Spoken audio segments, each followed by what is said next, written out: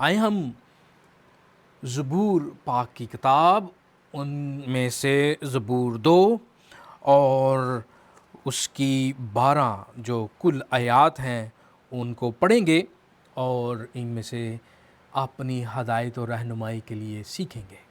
آئیں ہم کلام مقدس میں سے زبور 2 اس کی پہلی 12 آیات کا مطالعہ کرتے ہیں، پھر اس کی تشریح کریں گے۔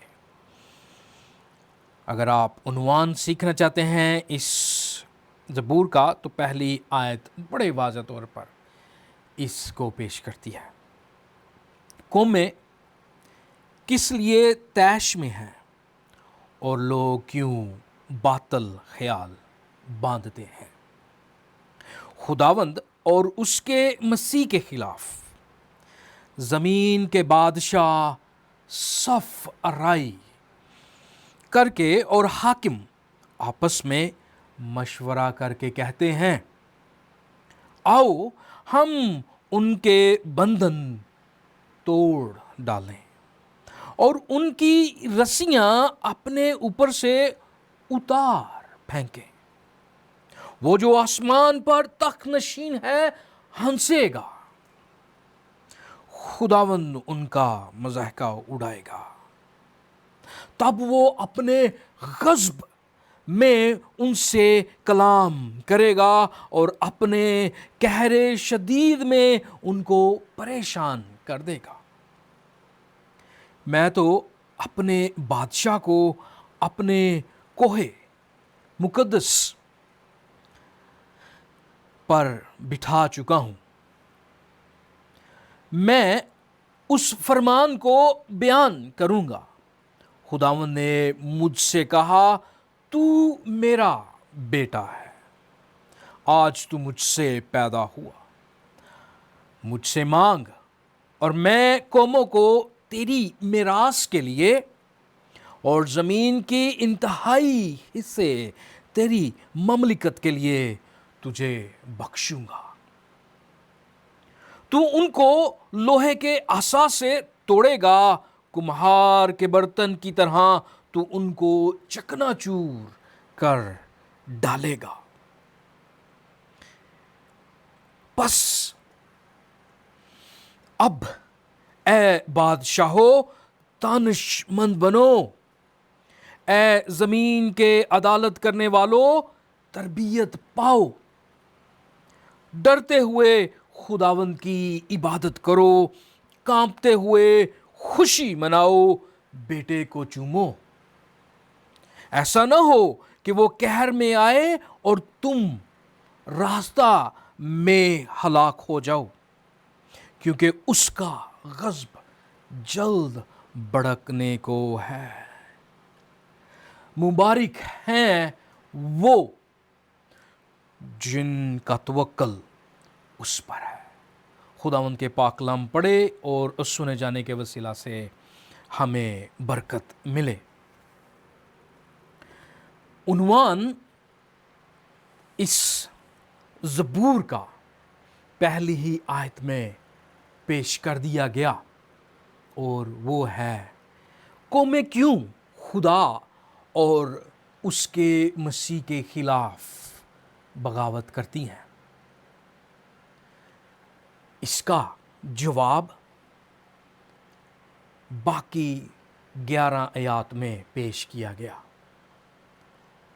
اس میں ہمیں چند باتیں نظر آتی ہیں یا ان کو ہم مرکزی خیال سمجھ سکتے ہیں کہ اقوام عالم خدا اور اس کے ممسوح بیٹے یسوع مسیح کے خلاف غصہ، بغاوت، باطل منصوبوں میں مصروف ہیں، مگر آسمان کا خدا ان کی سازشوں سے ڈرتا نہیں، حیران نہیں ہوتا، بلکہ وہ کہکا لگاتا ہے۔ یہ کہکا مزاحیہ انداز نہیں، یہ مذاق یا یہ ہنسنا دراصل اپنی قادر مطلق ہونے کو وہ ظاہر کرتا ہے، بلکہ اپنی کامل حاکمیت اور مطلق اختیار میں وہ پھر حکم صادر کرتا ہے کہ میرے بیٹے کو قبول کرو، اس کے تابع ہو جاؤ، ورنہ پھر عذاب الہی کے لیے تیار ہو جاؤ۔ یہ اس پورے زبور کی بات ہے۔ اگر آپ ایک لائن میں اس کو سمجھنا چاہیں تو یہ یوں ہوگا کہ دنیا کی ہر بغاوت عارضی ہے،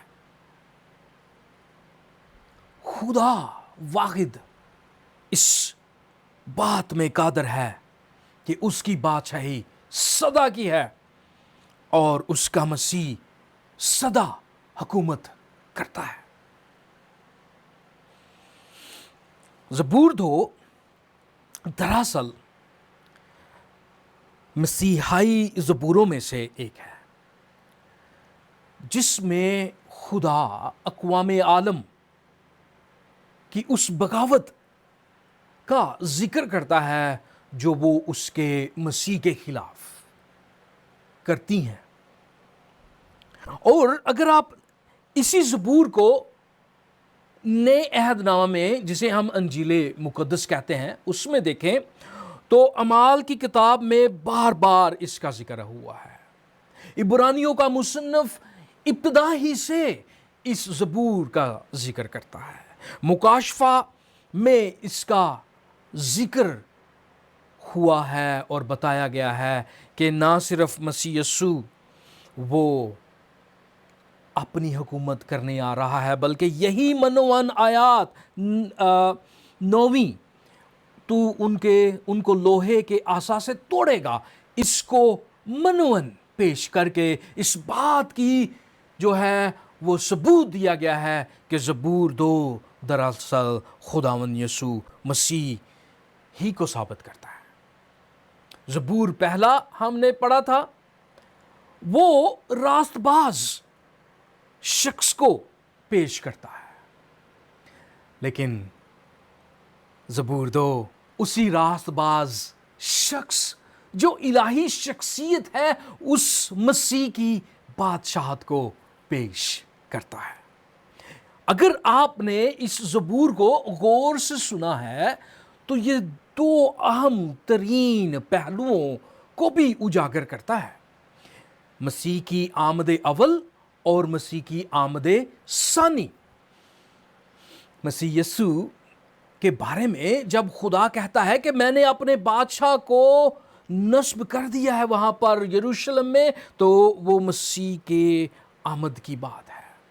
لیکن جب آگے بڑھتا ہے تو وہ اس کی دوسری آمد پر کہتا ہے کہ اب میں نے اس کو نصب کر دیا، وہاں پر میرا بادشاہ ہے مسیح یسوع آیا اور اس نے اپنی جو بادشاہت ہے اس کی منادی کی۔ مسیح یسوع نے خود فرمایا کہ آسمان کی بادشاہی نزدیک ہے، اور مسیح کے مصلوب ہونے اور مردوں میں سے جی اٹھنے کے بعد اس نے اپنی بادشاہی کا آغاز کیا، جو یروشلم، جو صیون ہے، وہاں سے یہ بادشاہی شروع ہو چکی ہے 2000 سال پہلے۔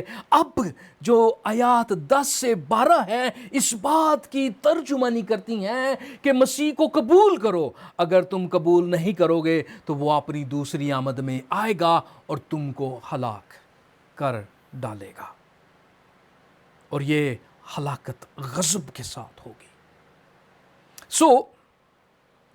آج کا جو مضمون ہے، آج کا جو یہ زبور ہے، اس کی 4 طرح سے آپ تقسیم کر سکتے ہیں۔ آیات 1 سے 3 میں ہم بات دیکھتے ہیں کہ اقوام میں عالم وہ خدا کے خلاف نہیں بلکہ مسیح کے خلاف ہیں۔ حقیقت میں خدا کو تو سب مانتے ہیں لیکن مسیح کے خلاف ہیں۔ خدا کا یہ اعتراض ہے ان آیات میں۔ دوسری 4 سے 6 زمین پر ہم دیکھتے ہیں ہلچل، زمین پر ہم دیکھتے ہیں غصہ، باطل خیالات، لیکن آسمان پر ہم اطمینان دیکھتے ہیں۔ دنیا چاہے جو مرضی کہے مسیح کے بارے میں، جو خدا نے فیصلہ کر دیا ہے وہ ہو کر رہنا ہے۔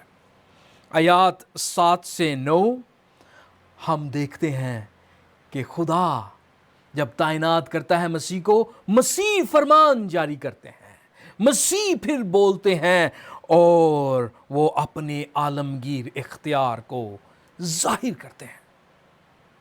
اور آیات ہماری 10 سے 12 ان بات کی ترجمانی کرتی ہے کہ مسیح یسوع کو عدالت کا اختیار ہے۔ اس بات کی ترجمانی کرتی ہے کہ ہمارے پاس ابھی موقع ہے مسیح کو قبول کرنے کا۔ اس بات کی تبلیغ کرتی ہے کہ اے گناہ گارو توبہ کرو اور بیٹے کو چومو، ورنہ ایسا نہ ہو کہ وہ تم کو عذاب میں آ کر ہلاک کرے۔ یوں اس پورے زبور کا مرکزی خیال جو آ جاتا ہے وہ یہ ہے کہ انسانی بغاوت عارضی ہے، لیکن خدا کے بیٹے یسوع مسیح کی بادشاہی ابدی، غالب اور ناقابل شکست ہے۔ سوائیں ہم ان باتوں پر غور کریں گے باری باری، اور ہم پھر ان 3 آیات کو پڑھیں گے اور پھر غور کریں گے۔ خدا پاک اور مسیح کے خلاف اقوام عالم کی بغاوت۔ ان 3 آیات میں یوں لکھا ہے، قومیں کس لیے طیش میں ہیں اور لوگ کیوں باطل خیالات باندھتے ہیں؟ خداوند اور اس کے مسیح کے خلاف زمین کے بادشاہ صف آرائی کر کے اور حاکم آپس میں مشورہ کر کے کہتے ہیں، آؤ ہم ان کے بندھن توڑ ڈالیں اور ان کی رسیاں اپنے اوپر سے اتار پھینکیں۔ آپ نے جب یہ 3 آیات پڑھی ہیں تو یہاں پر پہلی آیت ہمیں سوال کرتی ہوئی نظر آتی ہے۔ یہ سوال دراصل اس بات کی ترجمانی نہیں کرتا کہ خدا کے لیے یہ حیرانگی کی بات تھی۔ خدا شاید اسے معلوم نہیں تھا، لیکن اچانک پتہ چلا کہ لوگ اس کے اور اس کے مسیح کے خلاف کھڑے ہو گئے، بلکہ یہ سوال دراصل اس بات کی ترجمانی کرتا ہے کہ کیا یہ شور مچانے والے، یہ باطل خیال باندھنے والے، کیا خدا کو حقیقی طور پر جانتے ہیں؟ کیا اس کی حاکمیت کے سامنے ان کی کوئی وقت ہے؟ کیا یہ خدا کے نزدیک کچھ چیز ہیں؟ کیونکہ جہاں پر ہم باطل لفظ استعمال کرتے ہوئے یہاں پر دیکھتے ہیں تو اس کا مطلب ہے بے فائدہ، فضول، بیکار جدوجہد۔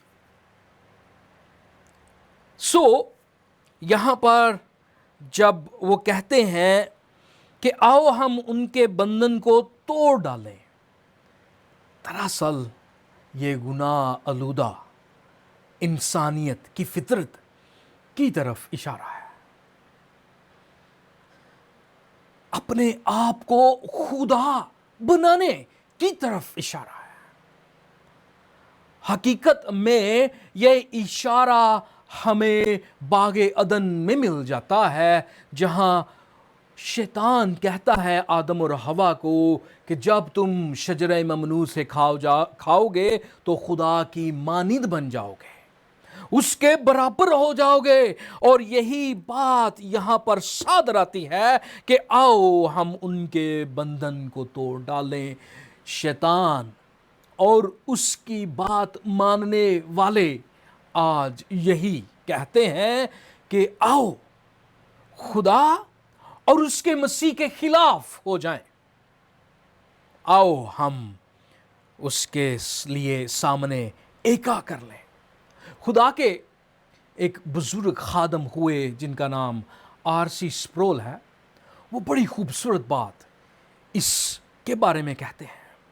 وہ کہتے ہیں گناہ بنیادی طور پر خدا کے خلاف انسان کا اعلان آزادی ہے۔ وہ گناہ اس لیے کرتے ہیں کہ خدا سے بھاگ جائیں، اور انہوں نے کیا، شجرے ممنوع کھایا، کیا ہوا، اس کا ان کو کیا فائدہ ملا؟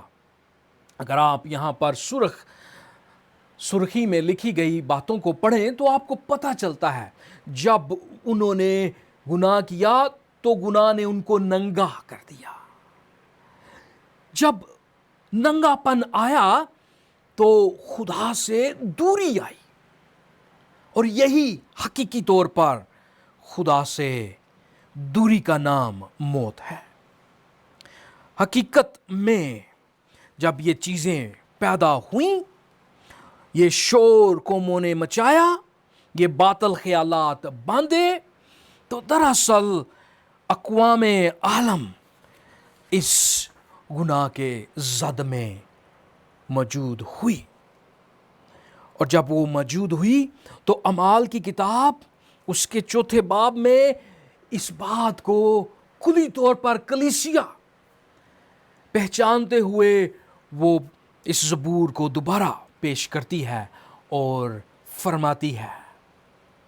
وہ کہتی ہے کہ ہیرودیس، پینتیس، پلاطس اور غیر قوم اسرائیل سب ایک ہو کر خدا کے مسیح کے خلاف اٹھ کھڑے ہوئے ہیں. وہ خدا کے خلاف شور مچاتے ہیں، ایکا کرتے ہیں اور مسیح کو مصلوب کرتے ہیں. اپنی طرف سے سمجھتے ہیں کہ مصلوبیت کے بعد وہ جیت چکے ہیں. اسی لیے ہمیں آیت اس بات کی ترجمانی کرتی ہے کہ وہ کیوں سمجھتے ہیں کہ اپنے باطل خیالات میں وہ جیت گئے ہیں. مسیح یسوع کی اگر آپ پورے مصلوبیت کا واقعہ پڑھیں تو کہیں پر بھی آپ کو نہ تو شیطان اور نہ ہی فقی فریسی، نہ ہی رومی، نہ ہی یہودی جیتتے ہوئے نظر نہیں آتے. وہاں پر مصلوبیت کی داستان جب آپ پڑھتے ہیں تو مرکز 8ویں باب میں مسیح یسوع خود بتاتے ہیں پورا نقشہ کہ کیسے وہ مجھے مصلوب کریں گے. اور ویسے جب ہم ہوتے ہوئے دیکھتے ہیں تو ہم جان جاتے ہیں کہ یہ حقیقی طور پر خدا کا منصوبہ نجات تھا اور کچھ نہیں. ہم دراصل اپنے گناہ میں اس قدر ٹوٹ چکے ہیں، اس قدر چور ہو چکے ہیں، اس قدر ہم اس میں محو ہو چکے ہیں کہ ہمیں خدا کی خدائی نظر نہیں آتی. ہمیں خدا نظر نہیں آتا، بلکہ ہم بڑے جوش و خروش سے کہتے ہیں کہ خدا کا کلام انسانوں نے تبدیل کر دیا. خدا کے فرزند ہمارے خداوند یسوع مسیح، اس کے اکلوتے بیٹے کو یہودیوں نے، رومیوں نے مل کر مصلوب کر دیا. دراصل یہ خدا کا منصوبہ تھا، نہ کہ یہودیوں اور رومیوں کا. قومیں طیش میں آئیں، باطل خیال باندھیں، لیکن وہی کام ہوگا جو قادر مطلق کہے گا. وہی کام ہوگا جو قادر مطلق باندھ دے گا. اسی لیے قومیں بغاوت جب کرتی ہیں تو کلام مقدس یہ سوال پہلی آیت کا یہ کہتا ہے کہ نئی بات نہیں. یہ عدن کے باغ میں شروع ہوئی، بابل میں منظم ہوئی اور صلیب پر اپنے عروج تک پہنچی. انسان ہمیشہ خدا کا تخت چھیننا چاہتا ہے، مگر ہر بار ثابت ہوتا ہے کہ مخلوق حل کو شکست نہیں دے سکتی. بے شک گناہ گار انسان خدا کے خلاف جنگ تو چھیڑ سکتا ہے لیکن کبھی جیت نہیں سکتا. آئے ہم اسی خیال کو، اسی بات کو جانتے ہوئے ہم دوسرے نقطہ پر چلیں گے، اور یہ آیات ہیں 4 سے 6، اور میں چاہوں گا ہم ان کو پڑھیں.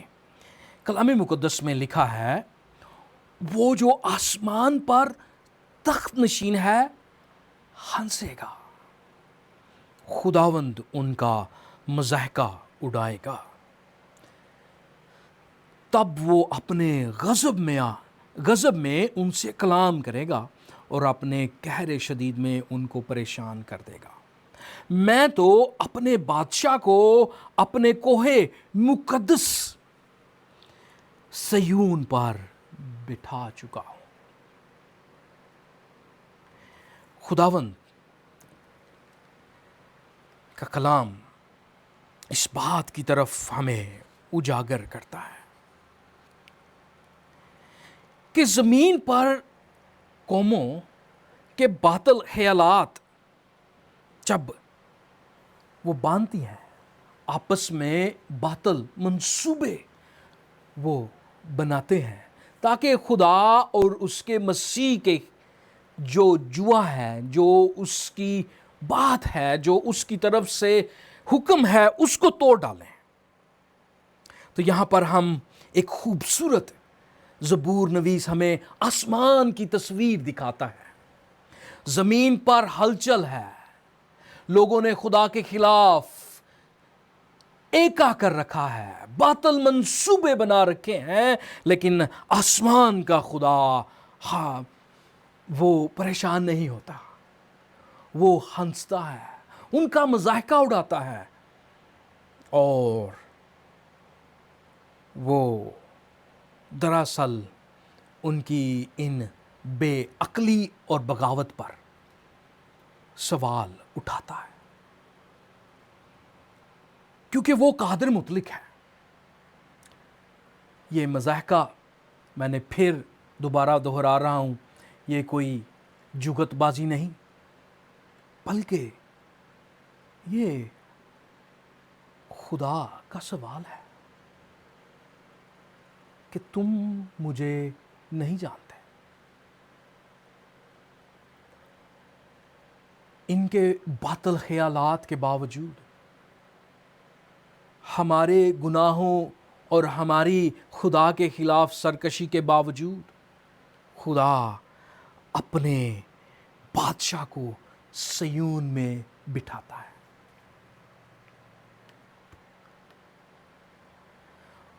خدا ہمیں پریشان کرنا چاہتا ہے، لیکن وہ اپنے بادشاہ کو بھی بٹھاتا ہے تاکہ ہم نے تلاوت میں سیکھا، تاکہ ہم توبہ کریں، تاکہ ہم اپنے باطل خیالات سے ہٹ جائیں، ورنہ اس کے عذاب الہی کا شکار ہو جائیں گے۔ وہ ہمیں خود اپنے عذاب سے رہائی دلانے کا منصوبہ بناتا ہے۔ وہ جانتا ہے کہ ہم نے باطل خیالات باندھے ہیں، وہ ہنستا ہے، لیکن وہ خود ہمیں اپنے آپ سے بھی بچانے کی کوشش کرتا ہے۔ وہ کوشش نہیں بلکہ وہ کرتا ہے، ہمیں بچاتا ہے۔ لفظ کوشش خدا کے نزدیک درست نہیں۔ یسایہ 40:15 ہمیں اس بات کی خوبصورت ترجمانی کرتی ہوئے دکھاتی ہے کہ خدا کے نزدیک ہماری یا قوموں کی یا بادشاہوں کی جو وقت ہے وہ پانی کے قطرے کی جیسی ہے۔ 5ویں آیت ہمیں بتاتی ہے، تب وہ اپنے قہر میں ان سے کلام کرے گا اور اپنے شدید غضب سے انہیں پریشان کرے گا۔ خدا صرف سنتا ہی نہیں بلکہ وہ عدالت بھی کرتا ہے۔ خدا صرف مضاحکہ ہی نہیں اڑاتا بلکہ وہ آخری الفاظ بھی بتاتا ہے، جسے انگریزی میں کہتے ہیں ورڈکٹس، وہ ان کو پیش کرتا ہے۔ پولس رسول رومیو کا خط لکھتے ہوئے پہلے باب کی 18ویں آیت میں بڑی خوبصورت بات وہ کرتا ہے۔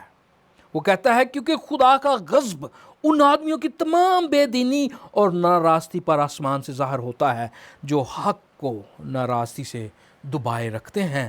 یہ ان لوگوں کی طرف اشارہ ہے جو خدا کو جانتے ہوئے بھی اس کے خلاف باطل خیال باندھتے ہیں، جو خدا کو جانتے ہوئے بھی اس کے اور مسیح کے خلاف باطل خیالات باندھتے ہیں، اور فرماتا ہے کہ آسمان انہیں نہیں چھوڑے گا، لیکن آسمان پھر بھی انہیں بادشاہ کی خوشخبری سناتا ہے۔ آسمان پھر انہیں ایک خوبصورت بادشاہ کی تصویر پیش کرتا ہے۔ اگر آپ ان آیات کو سیکھنا چاہیں تو یوں ہے کہ زمین پر تخت ہل سکتے ہیں، سلطنتیں گر سکتی ہیں، حکومتیں بدل سکتی ہیں، لیکن آسمان پر ایک تخت ایسا ہے جو کبھی نہیں ہلتا۔ قومیں شور مچاتی ہیں مگر خدا گھبراتا نہیں، بادشاہ سازش کرتے ہیں مگر خدا اپنا منصوبہ تبدیل نہیں کرتا۔ انسان کہتا ہے ہم اس کی حکومت توڑ دیں گے، مگر خدا جواب دیتا ہے میں نے اپنا بادشاہ مقرر کر دیا ہے۔ ہاللیلویہ، خداوند کی تعریف ہو اس خوبصورت بات کو، جہاں پر اس کا غضب ہے وہاں پر وہ اپنے بادشاہ کو بھی تعینات کرتا ہے۔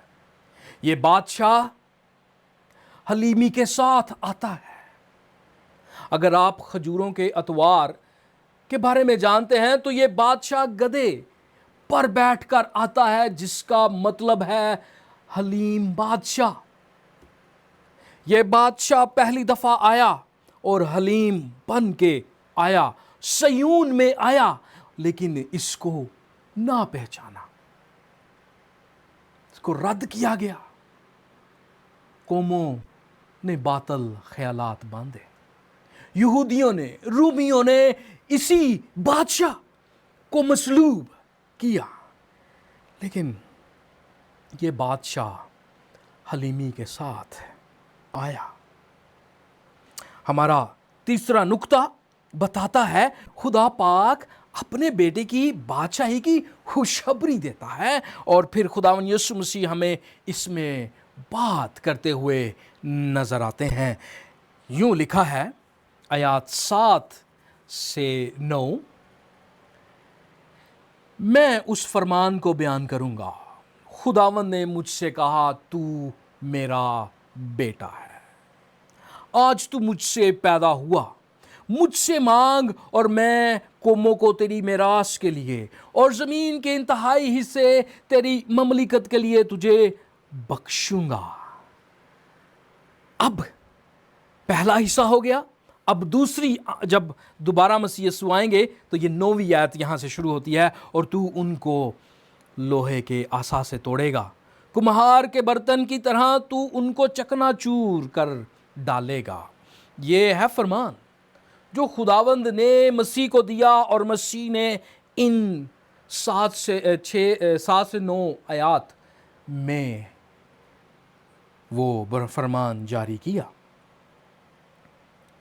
یہاں خدا کا ممسوح بادشاہ خود بولتا ہے، وہ اعلان کرتا ہے کہ اس کی بادشاہی انسانی اختیار سے نہیں بلکہ خدا کے فرمان سے قائم ہوتی ہے۔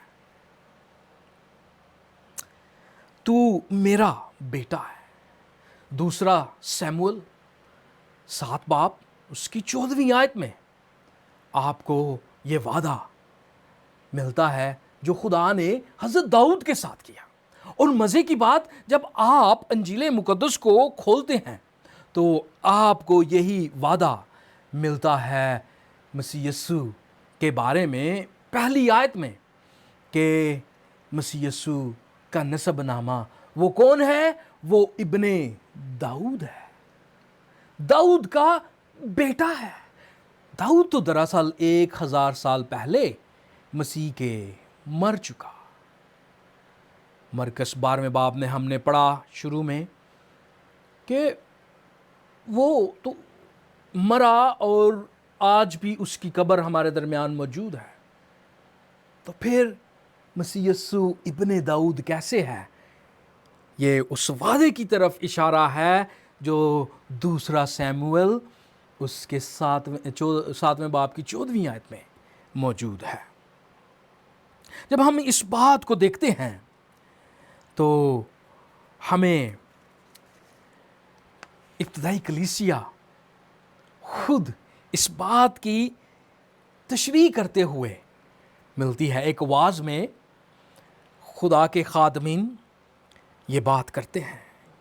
اعمال کی کتاب دراصل کلیسیا کی تاریخ ہے، اور یہ واعظ میں پڑھنا چاہتا ہوں 32 سے 41 آیات تک ہیں، آپ ان کو سنیے گا۔ یہاں پر لکھا ہے، اور ہم تو اس وعدے کے بارے میں جو باپ دادا سے کیا گیا تھا یہ خوشخبری دیتے ہیں۔ اب یہ خوشخبری کیا ہے؟ کہ خدا نے یسوع کو جلایا، یعنی زندہ کیا، اور ہماری اولاد کے لیے اسی وعدہ کو پورا کیا۔ چنانچہ دوسرے مزمور جس کی آج ہم تلاوت کر رہے ہیں میں لکھا ہے کہ تو میرا بیٹا ہے، آج تو مجھ سے پیدا ہوا، اور اس کے اس طرح مردوں میں سے زندہ ہونے کی بابت کے پھر کبھی نہ مرے۔ اس نے یوں کہا کہ میں داؤد کی پاک اور سچی نعمتیں تمہیں دوں گا۔ مسیح یسوع داؤد کی پاک اور سچی نعمت ہے۔ چنانچہ وہ ایک اور مزمور میں بھی کہتا ہے کہ تو اپنے مقدس یعنی جسم کو کہ سڑنے کی نوبت پہنچنے نہ دے گا، کیونکہ داؤد تو اپنے وقت میں خدا کی مرضی کے تابع دار رہ کر سو گیا، اپنے باپ دادا سے جا ملا، اور اس کے سڑنے کی نوبت بھی پہنچی، مگر جس کو خدا نے جلایا اس کے سڑنے کی نوبت نہیں پہنچی۔ پس اے بھائیو، تمہیں معلوم ہو کہ اس کے وسیلہ سے تم کو گناہوں کی معافی کی خبر دی جاتی ہے، اور موسیٰ کی شریعت کے باعث جن باتوں سے تم بری نہیں ہو سکتے ان سب سے ہر ایک ایمان لانے والا اس کے باعث بری ہوتا ہے۔ پس خبردار، ایسا نہ ہو کہ جو نبیوں کی کتابوں میں آیا ہے وہ تم پر صادق آئے کہ اے تحقیر کرنے والو، دیکھو، تعجب کرو اور مٹ جاؤ، کیونکہ میں تمہارے زمانہ میں ایک کام کرتا ہوں، ایسا کام کہ اگر کوئی تم سے بیان کرے تو کبھی اس کا یقین نہ کرو گے۔ یہ بات ہمیں واضح طور پر کلیسیا اس کی تشریح کرتے ہوئے سامنے نظر آتی ہے۔ مسیح یسوع کے بارے میں یہاں پر 8ویں آیت مسیح خود دراصل زبور 8 کے بارے میں اشارہ ملتا ہے کہ وہ فرمائے گا، یہ کہے گا کہ مجھ سے مانگ، باپ کہہ رہا ہے، مجھ سے مانگ اور میں قوموں کو تیری میراث کے لیے اور زمین کی انتہا کو تیری مملکت کے لیے بخشوں گا۔ مسیح یسوع کہہ رہے ہیں باپ مجھ سے یہ کہہ رہا ہے، اور دانیل نبی نے اس بات کی بھی تشریح کی۔ اگر آپ میرے ساتھ دانیل 7 باب اور اس کی 13-14 کو پڑھیں تو یہاں پر واضح طور پر اس آیت 8 کی تشریح نظر آتی ہے۔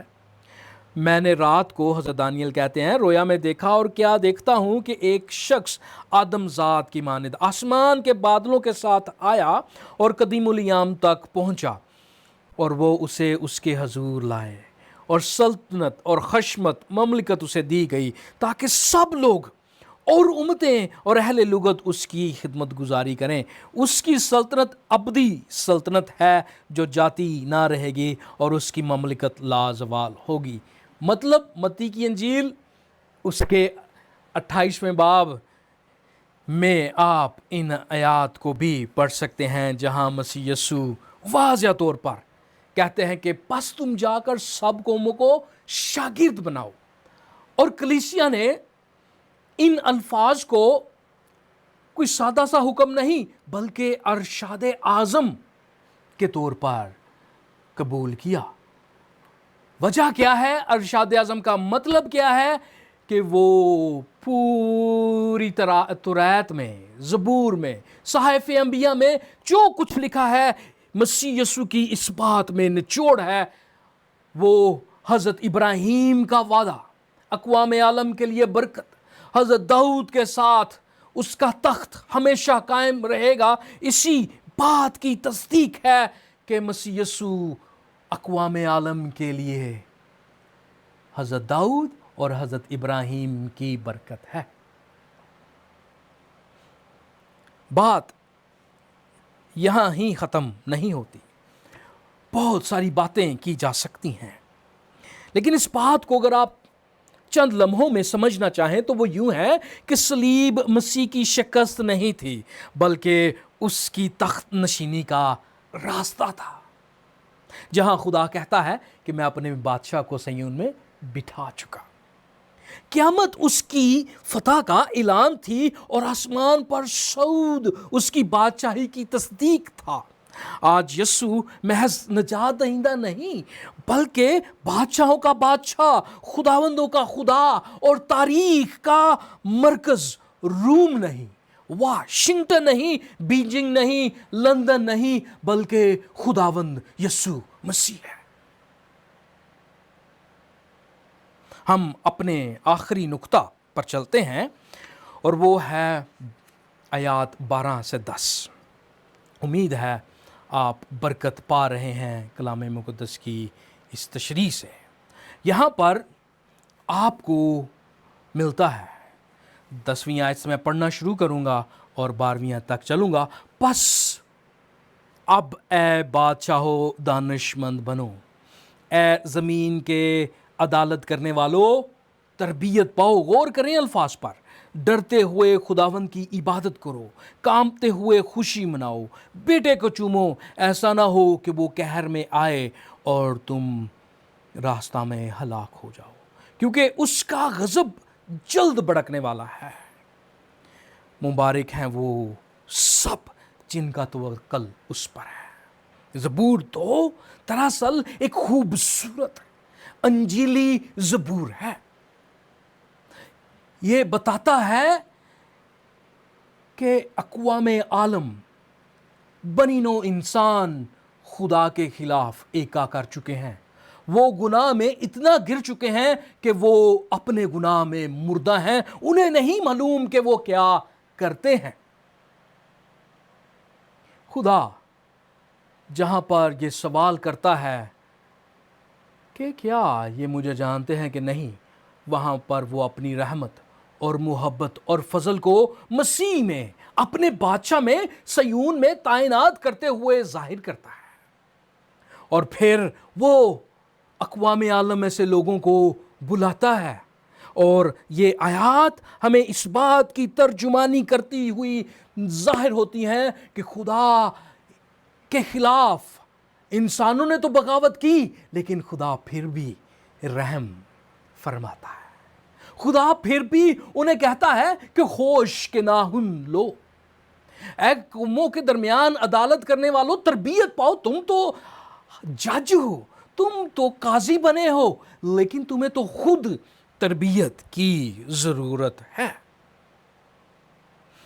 اے بادشاہو دانش مند بنو، عقل کی گولیاں کھاؤ۔ یہ بات کلام مقدس فرماتا ہے۔ خوف اور خوشی کے ساتھ عبادت کرو۔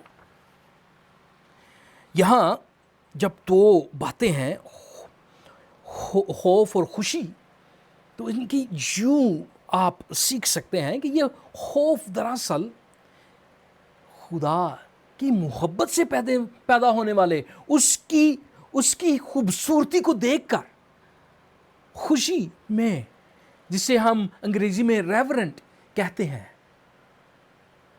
اس کی جلال کو دیکھ کر جو خوف پیدا ہوتا ہے کہ وہ کتنا شاندار ہے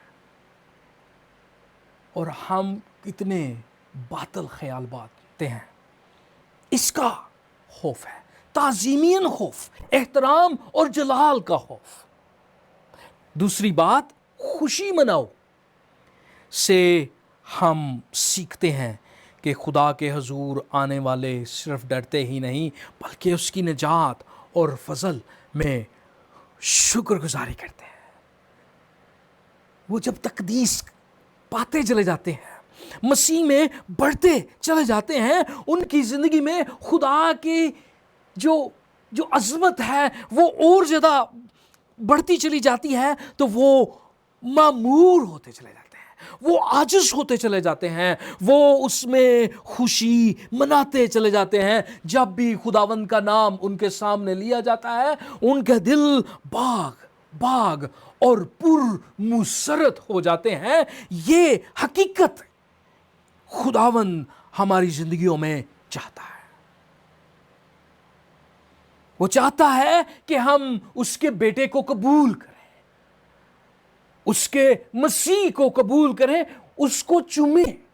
یہاں پر جب لفظ زبور نویس چومنا لفظ استعمال کرتا ہے تو یہ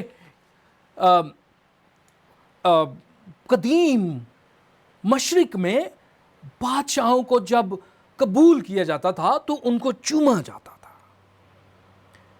ان کے سامنے ان کو چومنا دراصل وفاداری، عزت، فرمانبرداری اور اپنے آپ کو اس کے حضور غلام کے طور پر پیش کر دینا تھا۔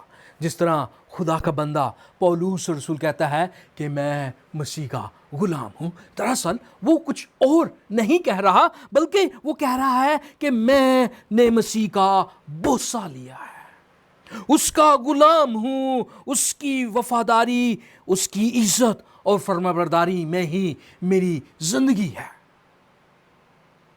اور یہی بات خدا سب قوموں کو دعوت دیتا ہے کرنے کی۔ اگر ہم ایسا نہیں کریں گے، مسیح کو رد کریں گے، باطل خیالات اور باطل منصوبوں میں زندگی بسر کریں گے، تو اگسٹین ایک بڑی خوبصورت خدا کا بندہ مقدس اگسٹین کہتا ہے، اس نے کہا اس سے بچنے کی کوئی پناہ نہیں۔ اگر آپ مسیح کو رد کریں گے تو کوئی پناہ نہیں۔ اگر خدا کے اس منصوبے کو رد کریں گے، اس کے بادشاہ کو رد کریں گے تو کوئی پناہ نہیں۔ مقدس اگسٹین کہتے ہوئے وہ آگے چلتا ہے اور کہتا ہے صرف اسی میں پناہ ہے۔ اسی لیے اس نے بادشاہ کو تعینات کیا ہے، اسی لیے اس نے اپنے مسیح کو پیش کیا ہے کہ وہ اپنی محبت کو، اپنی رحمت کو، اپنے فضل کو اس میں دکھائے، اسی میں پناہ ہے۔ ہم اس لیے توبہ نہیں کرتے، ہم اس لیے گناہوں سے نہیں بچتے کہ شیطان ہمیں سزا دے گا، نہیں، بلکہ ہم نے خدا کا گناہ کیا ہے، خدا ہی سزا دے گا اور وہی ہمیں بچانے کی ترغیب دیتا ہے، اور وہ یسوع مسیح ہے۔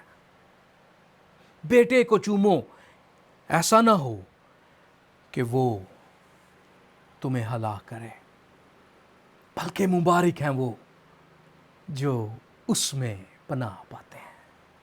آج آپ کس طرح